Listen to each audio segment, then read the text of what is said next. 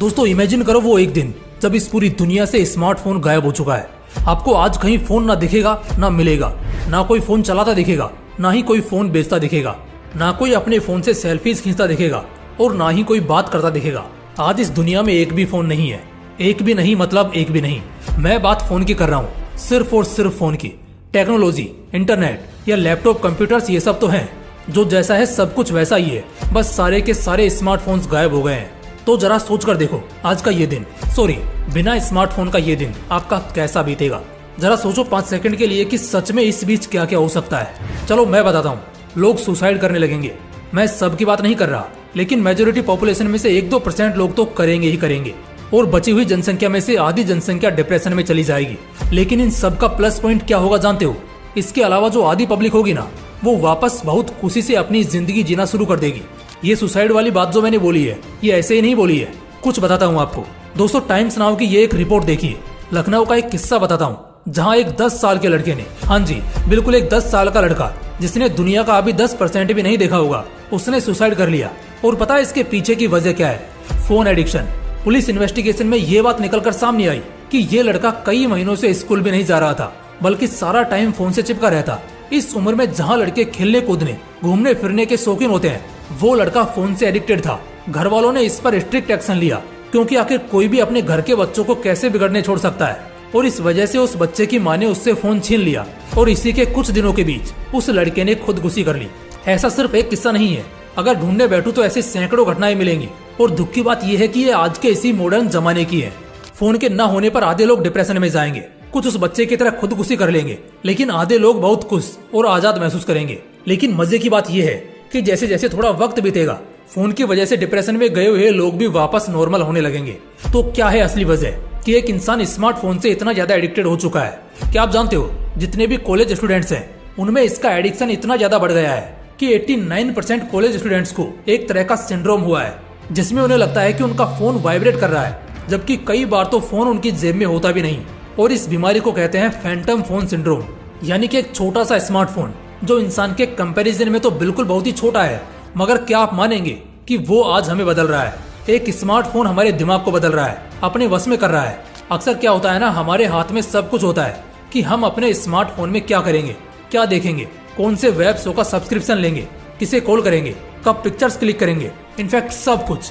लेकिन अब धीरे धीरे हमारा फोन सब कुछ कंट्रोल कर रहा है। सब कुछ मतलब सब कुछ। हम क्या सोचेंगे, हम कैसे सोचेंगे, हम बाहरी दुनिया को किस नजर से देखेंगे, हम कैसे बिहेव करेंगे, या हम कैसे बाहर सबको नजर आएंगे।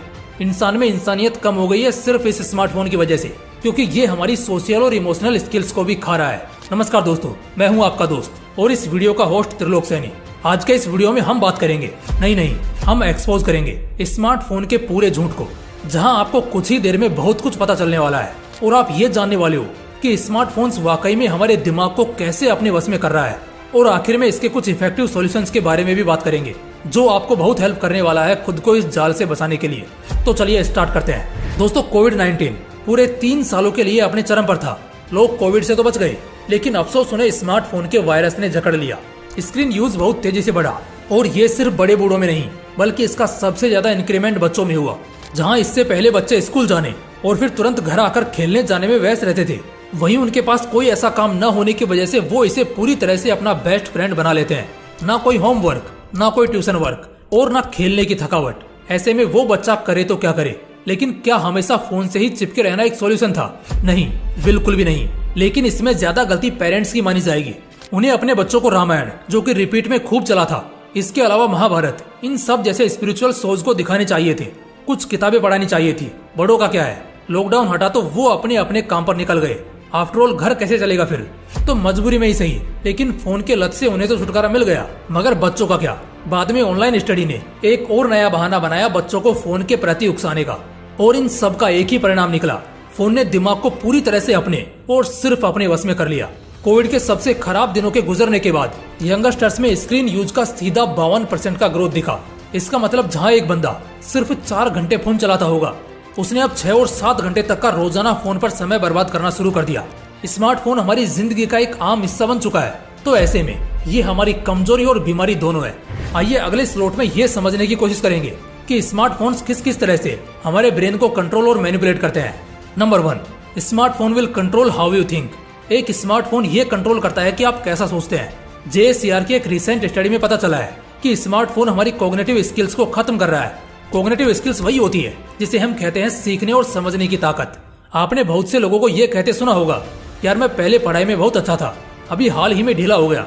अगर वो लोग सच बोल रहे होंगे तो उनके ढीला होने की वजह उनका स्मार्टफोन एडिक्शन होना ही है। क्योंकि पहले जहाँ एक बंदा 2 से ढाई घंटे में एक चैप्टर समझ लेता था, आज उसे सेम चीज को सीखने और समझने में 7 से 8 घंटे लग जाते हैं। इससे वो बोर होता है और फिर पढ़ाई, स्किल्स और मेहनत से भागता है। इसके अलावा आप खुद सोचो, पहले आपको क्या ही इतना पता होता था कि न्यूडिटी जैसी चीजें क्या होती हैं। लेकिन फोन में तो लोग अक्सर ये चीजें देखते रहते हैं, जिससे होता यह है कि बंदा रियल लाइफ में भी ऐसे ही सोचता है। फॉर एग्जाम्पल, किसी लड़के के चलने के स्टाइल को पीछे से ऑब्जर्व करना, मन में गंदे गंदे विचार रखना, ये सब स्मार्टफोन की ही देन है। Number 2, smartphone will control how to see. आप कैसे देखोगे इस दुनिया को, ये भी तुम्हारा फोन ही डिसाइड करेगा। सबसे पहले एक प्रैक्टिकल पॉइंट पर नजर डालते हैं, मायोपिया, जिसे नियर साइडेडनेस भी कहते हैं, जिसमें एक इंसान को नजदीक का तो सब कुछ बराबर दिखता है, लेकिन दूर की चीजें उनकी आंखों से बड़ी धुंधली दिखती हैं। और ये स्मार्टफोन की वजह से ही है। मतलब कि उनके अच्छे खासे आई फंक्शन की बैंड बजाने वाला भी फोन ही है।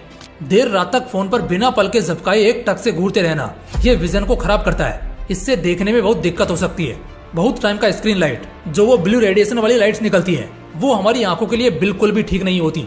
दूसरा एक और पॉइंट बताता हूँ, फोन कहीं ना कहीं दुनिया को देखने का भी नजरिया बदल देता है। फॉर एग्जाम्पल, पहले हम जो अपनी आंखों से देखते थे उसी पर यकीन करते थे, लेकिन अब जो हम फोन में देखते हैं उस पर यकीन करने लग जाते हैं, जो रियल और रील के फर्क को ही खत्म कर देता है। और इससे नुकसान सिर्फ और सिर्फ आपका ही होता है।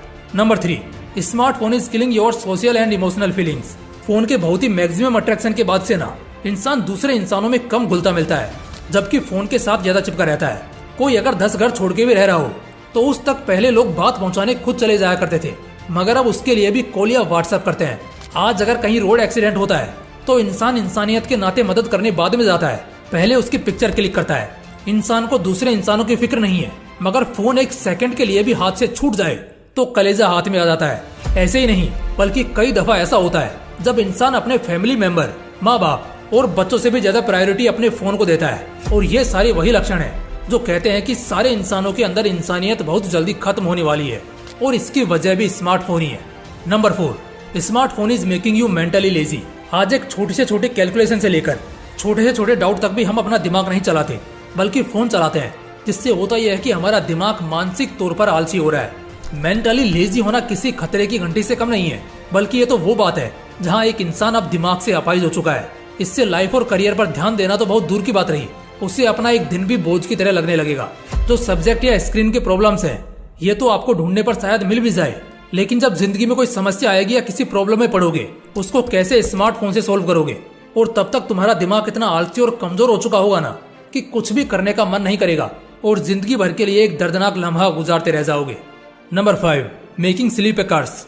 फोन से पहले आदमी दिन रात काम करता था। यंगस्टर्स फिजिकल स्पोर्ट्स खेला करते थे, जिसमें रात को थकावट के कारण बहुत जल्दी और बहुत अच्छी नींद आती थी। लेकिन आज ऐसा कुछ भी नहीं है। आज ना हम थकते हैं, ना जल्दी सोते हैं, और फिर टाइम पास करने के लिए फोन उठा लेते हैं, और फिर फोन से ही चिपके चिपके आंखों में जलन और आखिर में सिर दर्द के साथ सोते हैं, जिससे फिर बाद में बहुत तकलीफ होती है और अगले दिन सुबह बहुत ज्यादा सिर दर्द, चिड़चिड़ापन जैसी समस्याएं होने लगती हैं। नींद जो अमृत था उसे श्राप बना चुका है ये स्मार्टफोन। दोस्तों, अब मैं कुछ ऐसे पॉइंट शेयर करता हूँ जो बहुत इफेक्टिव होंगे इस फोन से छुटकारा दिलाने के लिए। पॉइंट नंबर 1, तभी फोन को छूना जब इसकी जरूरत हो।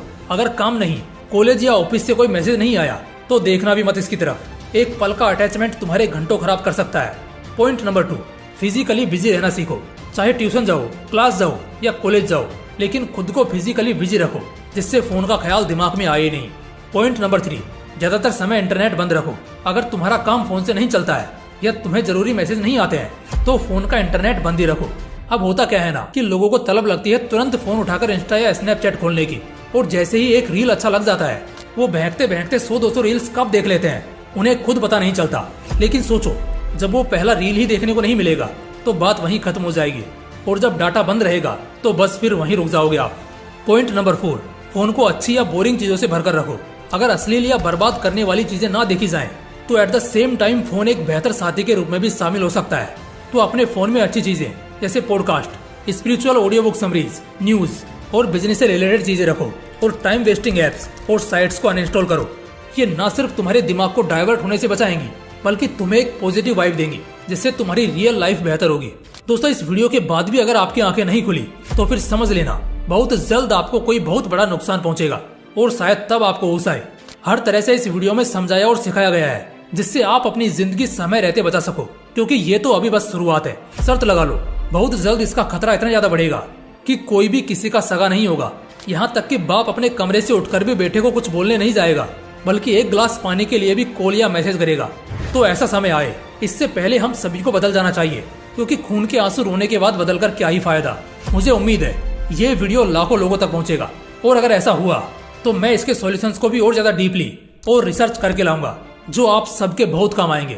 दोस्तों, इस वीडियो को बनाने में काफी अच्छा खासा टाइम और एनर्जी लगी है, तो वीडियो को लाइक और शेयर करने के साथ साथ चैनल को भी सब्सक्राइब करके बेल आइकन जरूर प्रेस कर लेना, तभी हम ऐसी और भी लाइफ चेंजिंग वीडियोज को जल्दी से जल्दी ला पाएंगे। बाकी फिर मिलते हैं इसी तरह के एक और बवाल वीडियो के साथ। जय हिंद।